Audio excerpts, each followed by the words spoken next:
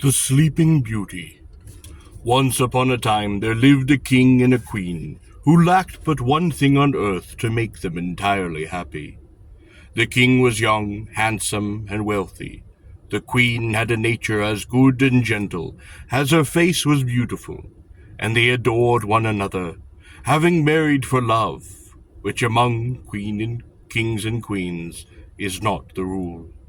Moreover, they reigned over a kingdom at peace, and their people were devoted to them. What more, then, could they possibly want? Well, they wanted one thing most very badly, and the lack of it grieved them more than words can tell. They had no child. Vows, pilgrimages, all ways were tried, yet for a long while nothing came of it all, and the poor queen especially was in despair. At last, however, to her own and her husband's inexpressible joy, she gave birth to a daughter. And as soon as the palace guns announced this event, the whole nation went wild with delight. Flags waved everywhere. Bells were set pealing until the steeples rocked. Crowds tossed up their hats and cheered, while the soldiers presented arms. Even strangers meeting in the street fell upon each other's neck, exclaiming, "Our queen has a daughter. Yes, yes, our queen has a daughter. Long live the little princess." A name had now to be found for the royal babe, and the king and queen, after talking over some score of names, at length decided to call her Aurora, which means the dawn. For the dawn itself, thought they, was never more beautiful than this darling of theirs. The next business, of course, was to hold the christening. They agreed that it must be a magnificent one, and as a first step they invited all the fairies they could find in the land to be the godmothers to the Princess Aurora. That each one of them might bring her a gift, as was the custom of the Fae in those days. And so she might have all the perfections imaginable. After making the long inquiries, for I shall tell you that all this happened not so many 100 years ago, when the Fae were already growing somewhat scarce, they found 7, but this again pleased them, because 7 is a lucky number. After the ceremonies of the christening, while the trumpeters sounded their fanfares, and the guns boomed out again from the great tower, all the company returned to the royal palace, to find a great feast arrayed.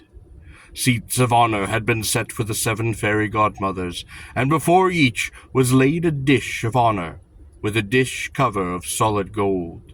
Beside the dish a spoon, a knife, and a fork, all of pure gold, and all set with diamond and ruby.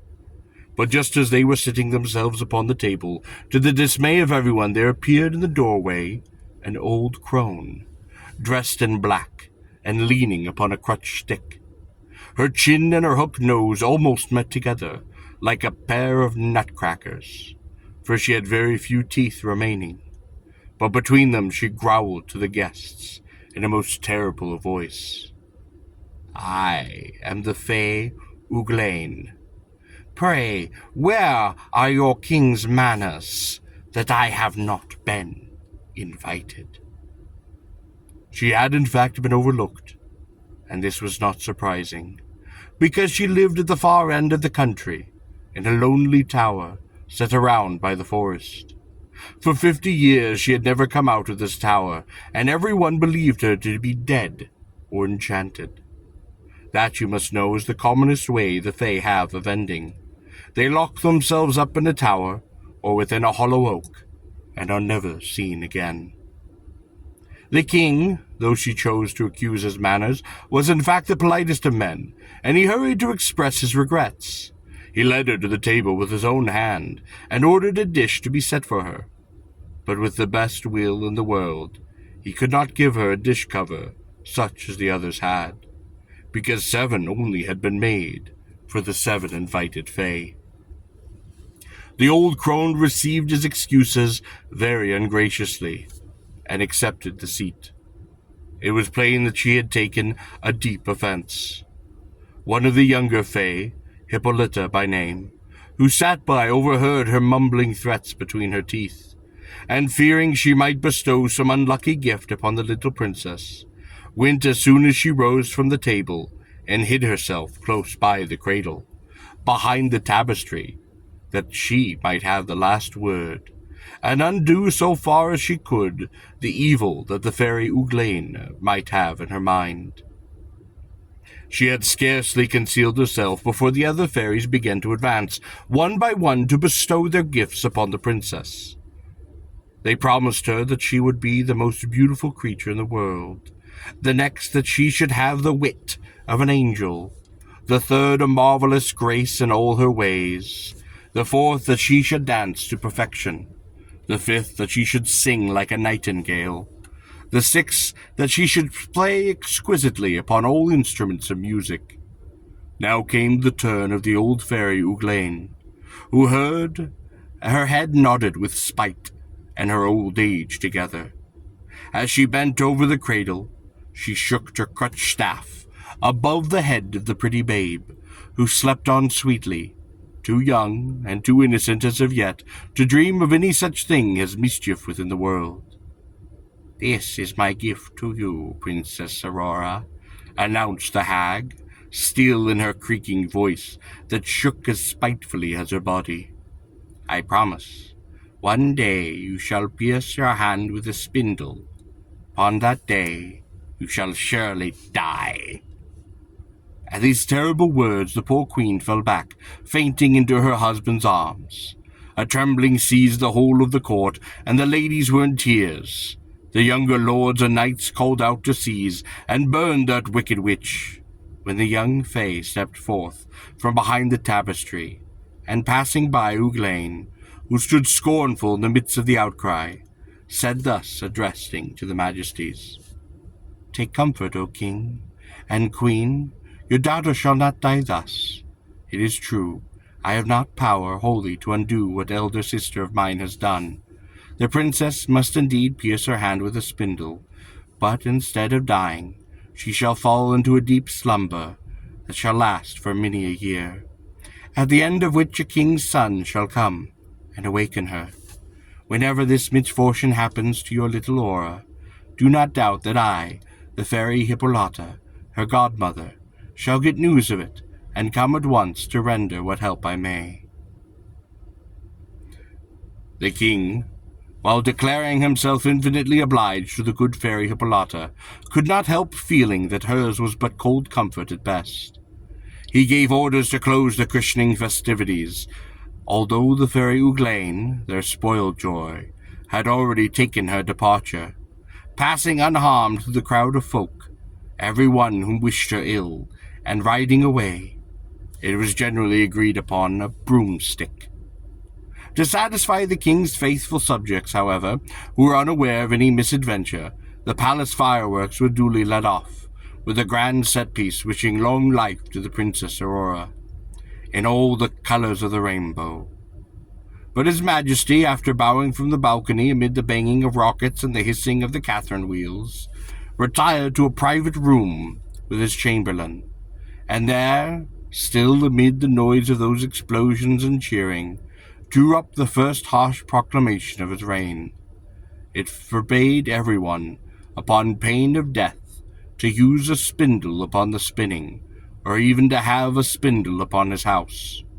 Heralds took copies of this proclamation and marched through the land reading it, to the sound of trumpets. From every marketplace, and it did gravely puzzle and distress all who listened, for their womenfolk prided themselves upon their linen. Its fineness was a byword throughout the neighboring kingdoms. They knew themselves to be famous for it. But what sort of linen, said they, would His Majesty have us spin without spindles? They had a great affection, however, as we have seen, for their monarch, and for 15 or 16 years all the spinning wheels were silent throughout the land. The little Princess Aurora grew up without ever having seen one. But one day, the king and queen being absent at one of their country houses, she gave her governess the slip, and running at will through the palace and upstairs from one chamber to another, she came at length to a turret with a winding staircase, from the top of which a strange whirring sound attracted her and seemed to invite her to climb. As she mounted after the sound, upon a sudden it ceased. But still she followed the stairs and came, and upon the very top to an open door, through which she looked in upon a small garret, there sat an honest old woman all alone, winding her distaff. The good soul had never in the 16 years heard of the king's prohibition against the spindles, and this is just the sort of thing that happens upon the palace. "What are you doing, goody?" asked the princess. "I am spinning, pretty one," answered the old woman, who did not know who she was. "Spinning? What is that?" "Oh, I wonder sometimes," said the old woman, "what the world is coming to in these days." And that, of course, was natural enough, and might occur to anybody after living so long as she had lived upon a garret on the top of a tower. "Spinning," she said wisely, "is spinning, or was, and gentle or simple, no one is fit to keep house until she has learned to spin." "But how pretty it is," said the princess. "How do you do it? Give it to me, and let me see if I can do so well." She had no sooner grasped the spindle, for she was over-eager perhaps, or just a little bit clumsy, or maybe the fairy's decree had so ordained it, than it had pierced her hand, and she dropped down in a swoon. The old trot and the flurry ran to the head of the stairs and called for help, for there was no bell rope, and her voice being weak with age and her turret in the remotest corner of the palace, it was long before anyone heard her in the servants' hall. The servants, too, in the absence of the king and queen, were playing cards, and could not be interrupted by anybody until their game was finished. Then they sat down and discussed whose business it was to attend upon a call from their particular turret. This again proved to be a nice point, since nobody could remember having been summoned thither, and all were against setting up a precedent, as they called it. In the end they decided to send up the lowest of the junior page boys, but he had a weakness which he somehow forgot to mention, that of fainting upon the sight of blood, so when he reached the garret and fainted, the old woman had to begin screaming over again. This time they sent up a scully-maid, who, being good-natured and unused to the ways of the palace, made the best haste she could to the garret, whence presently she returned with the terrible news. The servants, who had gone back to their game, now dropped their cards and came a-running. All the household, in fact, came pouring up those turret stairs, the palace physicians themselves crowding in such numbers that the poor Princess Aurora would have been hard put to it for fresh air, could fresh air have restored her.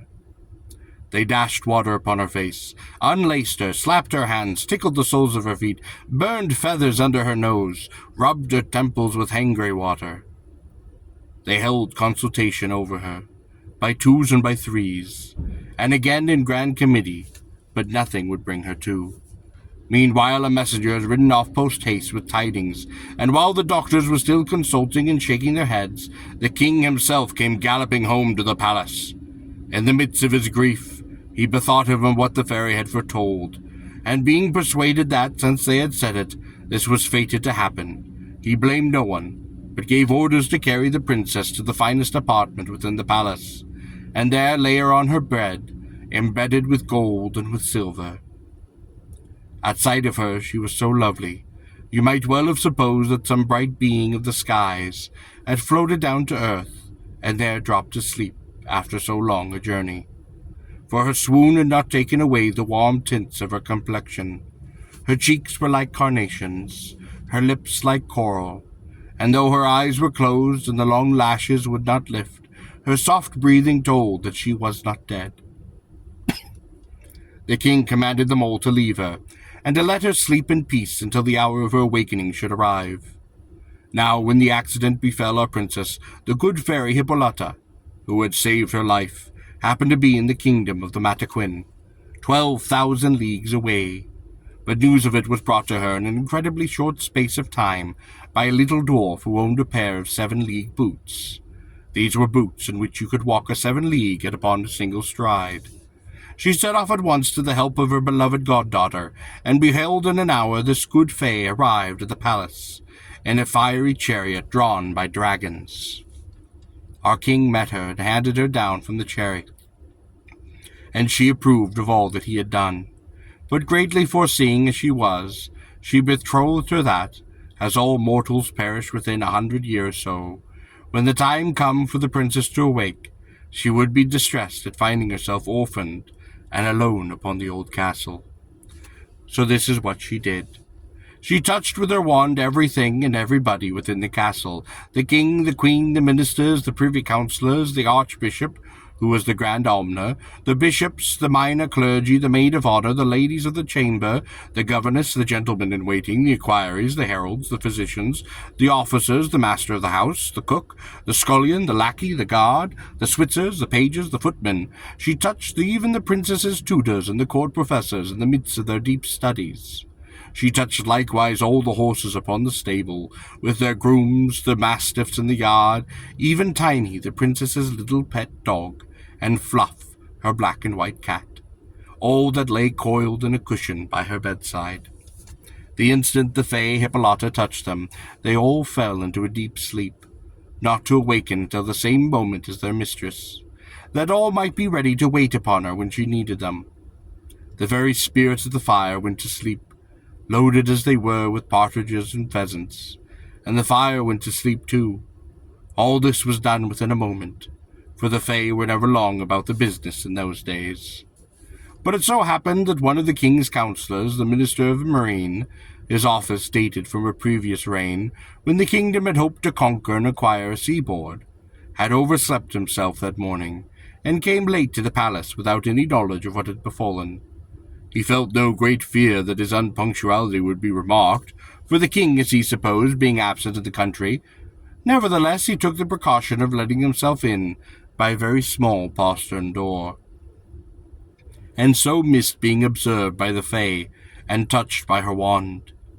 Entering into his office, and perceiving that his under-secretary, usually so brisk, and all his clerks rested their heads upon their desks in attitude of sleep, he drew the conclusion that something had happened, for he was an excellent judge of the natural slumber. The farther he penetrated into the palace, the stronger his suspicion became, and he withdrew upon tiptoe. Though by nature and habit a lazy man, he was capable of sudden decision, and returning to his home he caused notions to be posted up, forbidding anyone to approach the castle, the inmates of which were suffering from an eastern but temporary affliction, known as sleeping sickness. Those notices were unnecessary, for within a few hours there grew up all around the park such a number of trees of all the sizes, and such a tangle of briars and undergrowth, that neither beast nor man could find a passage. They grew until nothing but the tops of the castle towers could be seen, and these only from a good far off. There was no stake about it. The Fae had done her work well, and the princess might sleep with no fear of visits from the inquisitive. One day, many, many years afterwards, the incomparable young Prince Flamond happened to ride a-hunting upon the side of the country which lay next to that tangled forest, and asked, "What were those towers I saw pushing up above the midst of a great thick wood?" They all answered him as they heard tell. Some said it was an old castle haunted by ghosts, others that all the wizards and witches of the country met there to keep their Sabbath, and the most general opinion was that an ogre dwelt there, and that he carried off thither the children that he could catch, to eat them upon his ease. No one could follow him, for he alone knew how to find a passage through those briars and brambles. The prince could not tell which to believe of these informants, for all gave their versions with the most of equal of confidence, as commonly happens with those who talk upon matters of which they know nothing of for certain. He turned from one to another in perplexity, when a peasant spoke up and said, "Your Highness, long ago I heard my father tell that there was yonder castle a princess, most beautiful that ever man did see. She must lie asleep there for many, many a year, and that one day she will be wakened by King's son, of whom she was destined." At those words Prince Flamond set himself afire, for he believed, without weighing it, that he could accomplish this fine adventure, and spurred on by love and ambition, he resolved to explore them, and discover the truth for himself. Leaping down from his horse, he started to run towards the wood, and had almost reached the edge of it before the attendant courtiers guessed his design. They called to him to come back, but he ran up on, and was about to fling himself boldly into the undergrowth, when as by magic all the great trees, the shrubs, the creeps, the ives, the briars, the brambles, unlaced themselves of their own accord, and drew aside to let him pass. He found himself within a long glade or avenue, at the end of which glimmered the walls of an old castle, and towards this he strode. It surprised him, somewhat, that none of his attendants followed him, the reason being that as soon as he had passed through it, the undergrowth drew close as tight as ever before. He heard their voices, fainter and fainter behind him, beyond the barrier, calling and beseeching him to desist, but he held on to his way, without one backward look, for he was a prince, and young, and therefore valiant. He came to the castle, and pushing aside the ives that hung like a curtain over the gateway, entered a wide outlet corridor, and stood still for a moment, holding his breath, while his eyes travelled over a scene that might well have frozen them with terror, for the court was silent, most dreadfully silent. Yet it was by no means empty. On all hands lay straight, stiff bodies of men and of beasts, seemingly all dead.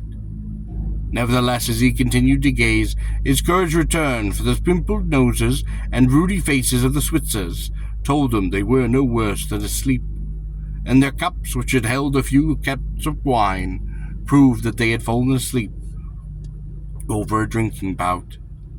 He stepped by them and passed across the second great court, paved with marble. He mounted a broad flight of marbled steps leading to the main doorway to enter the guard-room. Just within the doorway, where the guards stood in rank with shouldered musket, every man of them asleep and snoring his best. He made his way through a number of rooms filled with ladies and gentlemen, some standing, others sitting, but all fallen asleep. He drew aside a heavy purple curtain, and once more held his breath, for he was looking into the great hall of state, where, upon a long table, sat and slumbered the king with his council. The Lord Chancellor slept upon the art of dipping pen into inkpot, and the Archbishop in the act of taking snuff, and between the spectacle upon the Archbishop's nose and the spectacles upon the Lord Chancellor's, a spider had spun a most beautiful of webs. Prince Floman tiptoed very carefully past these august sleepers, and, having the hall by another door, came to the floor of the grand staircase. Up this too he went, rendered along a corridor to his right, and, stopping by the hazard at one of the many doors, opened it, and looked into a bathroom, lined with mirrors, and having in its midst, sunk in the floor, a huge round basin, of whence porcelain, wherein a spring of water bubbled most deliciously. 3 steps led down to the bath, and at the head of those stood a couch, with towels and court suit, all laid ready, and exquisitely embroidered and completed to the daintiest of lace ruffles and the most delicate of body linen. Then the prince bethought him that he had ridden far before ever coming to wood, and the mirrors that told him that he was also somewhat travel-stained from his passage through it. So having by this time learned to accept any new wonder without a question, he understood himself and took a bath, which he thoroughly enjoyed. Nor was he altogether astonished when he tried upon the clothes to find that they fitted him most perfectly. Even the rosetted shoes of satin might have been made to his measure. Having arrayed himself thus hardly, he resumed his quest along the corridor. The very next door he tried opened upon a chamber, still panelled with white and gold, and there upon a bed, the curtains of which were drawn wide, he beheld the loveliest vision he'd ever seen. A princess, seemingly about 17 or the 18 years of age, and of a beauty so brilliant that he could not have believed this would have beheld the like. But she lay still, so very still, and Prince Floman drew near, trembling and wondering, and sank upon his knees beside her. Still she lay, scarcely seeming to breathe, and he bent and touched with his lips the little hand that rested, light as a rose leaf, upon the cover. With that, the long spell of her enchantment came to end, and the princess did awake, and looking at him with eyes more tender than a first sight of him might seem to excuse. "Is it you, my prince?" she said. "You have been a long while in coming." The prince, charmed by these words, and still more by the manner in which they were spoken, knew not how to find words for the bliss in his heart, for he assured her that he loved her better than his own self. Their speech after this was not very coherent, for they gazed at one another far longer stretches than they talked. But if eloquence lacked, there was plenty of love. He, to be sure, showed the more embarrassment, and no need to wonder at this, for she had had time to think over what to say to him. For I hold it not unlikely, though the story does not say anything of this, that the good fairy Hippolyta had taken care to amuse her during her long sleep with her some pleasurable of dreams. In short, the Princess Aurora and the Prince Flamond conversed for 4 hours, and still without saying the half of which they wished to say. Meanwhile all the palace had slowly awakened with the princess. Within the council chamber the king opened his eyes, and requested the Lord Chamberlain to read the last sentence of his over again, a little more distinctly. The Lord Chancellor, dipping his quill into the drying pot, asked the Archbishop and a bishop how many T's there were in regrettable. The Archbishop, taking a pinch of snuff that had long ago turned to nothing, answered with a terrific sneeze, which again was drowned by the striking of all the clocks at once in the palace, as they started frantically to make up for their lost time. Dogs barked, doors banged, princess's parrot schemed upon his cage, and was answered by the peacock squawking on the terrace.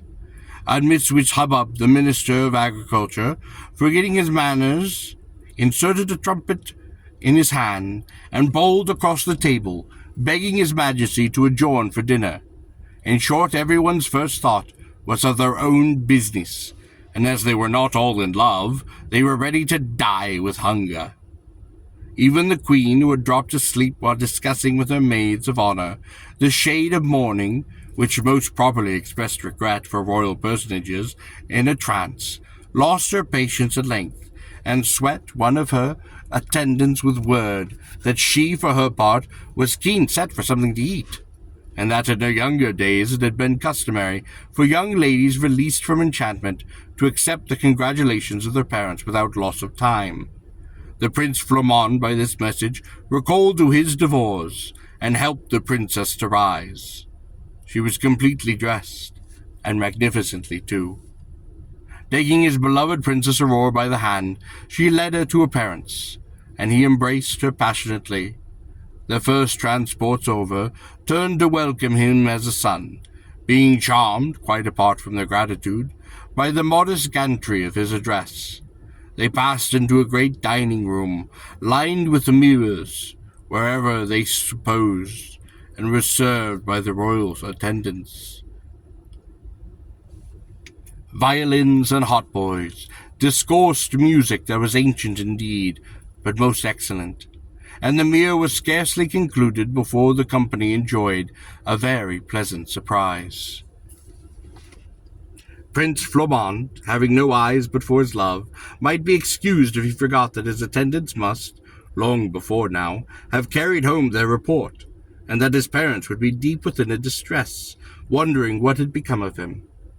But the king, the princess's father, had a truly royal habit of remembering details, especially when it concerned setting folks upon their ease. Before dinner, he had dispatched a messenger to carry word to Prince Flamond's father that his son was safe, and to acquaint him briefly with what had befallen.